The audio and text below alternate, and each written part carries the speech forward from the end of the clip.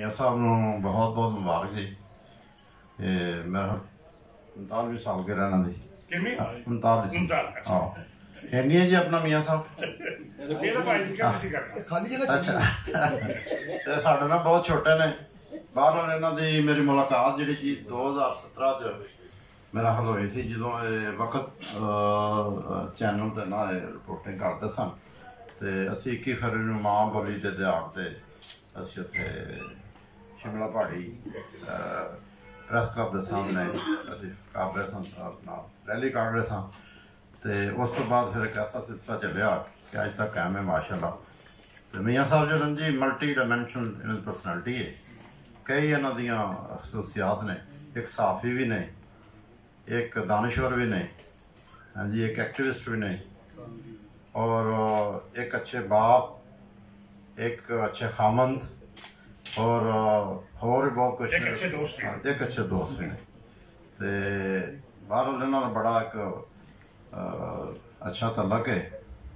तो मियाँ साहब जोड़े ने देखो जी मैं पंजाबी के रफना से थोड़ा गल कराँगा कि अजकल इशू चल रहा है पोठोहारी पंजाब का एक बड़ा अहम लहजा पोठोहारी पिंडी रीजन का जोड़ा है। इस सिलसिले ये बड़ा काम कर रहे हैं सरहंद साहब ने मिल के उन्हें काफ़ी लैटर लिखाए ने वो मेरे को भी एक दो इन्ना मतलब कि असी भी लिखे ने।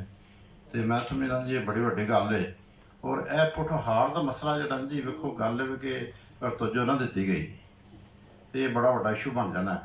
अज वेखो सराइकी 1981 एक डिकटेटर के दौर च सराइकी नूं अलग लहजा करार दिता, मुल्तानी बहावलपुरी तो डेरवी नूं मिला के एक नवी जबान बना दी गई और डिकटेटर जोड़े ने या इस्टैबलिशमेंट उन्होंने अपने मसाइल होंगे ने। पंजाब का एक साइज है ना 60% वो चाहते हैं साइज में घट शो किया जाए। अज वेखो उत्थे नफाक की एक तहरीक जल्दी इंतशार है तो एक नवे सूबे की तो अगर पोठोहारी नूं असी इस तरह जान दिता इस मसले में तो यकीन करो एक नवा तीसरे सूबे की डिमांड आनी शुरू हो जाएगी। ये की बनेगा पंजाब का? पंजाब की एक लंबी तारीख है तो एक 1000 साल तो 800 साल तक इतने फारसी रही सरकारी दरबारी जबान। हमलावर जोड़े आते हैं वेखो व्हाट्सअप उन्होंने अपनी जबान नाल लियाते हैं तो 800 साल रही। फिर भी साढ़े से बड़े बड़े महान शायर है बाबा फरीद, सुल्तान बाहू, बुल्ले शाह, वारस शाह, शाह हुसैन, ख्वाजा गुलाम फरीद, मियाँ मुमबख्श उन्होंने मुकाबला दुनिया के किसी भी अदबी तखलीक न किया जा सकता है। तो पंजाबी की एक जान है एक जोर है ये बावजूद कि 1000 साल तो इग्नोर की जा रही है। ये सरकारी दरबारी जबान 1000 साल तो नहीं लेकिन फिर भी यदा मकाम बहुत अच्छा है जी। तो 200 साल तो अंग्रेजी इतने अंग्रेजी के नाल उर्दू भी आ गई और मैं समझना कि चलो जोड़े हुक्मरान आए उन्होंने अपना वेखो जी अपनी जबान इतने नाफज करनी ही 75 साल तो असी आज़ाद हाँ कहन और जिन्ना ज्यादती साढ़े अपने ने की है पंजाबी लीड ने तबकाती तफरीक की नुमाइंदा जी है उन्हें जिन्नी ज्यादती की दूसरे 1000 साल च नहीं हुई। अज बिल्कुल स्कूलों बंदी है ये सरकारी दरबारी इस बिल्कुल इन्होंने इनू नाफज किया जा रहा और कौन नहीं कर रहा? क्या सिंधी सन रोकते हैं, क्या उर्दू वाले रोकते हैं, क्या बलोची रोकते हैं? ये सर साड़ी अपनी तबकाती एलीट की नुमाइंदा जी साड़ी जी इस्टैबलिशमेंट है ब्यूरोक्रेसी है वो नहीं चाहती।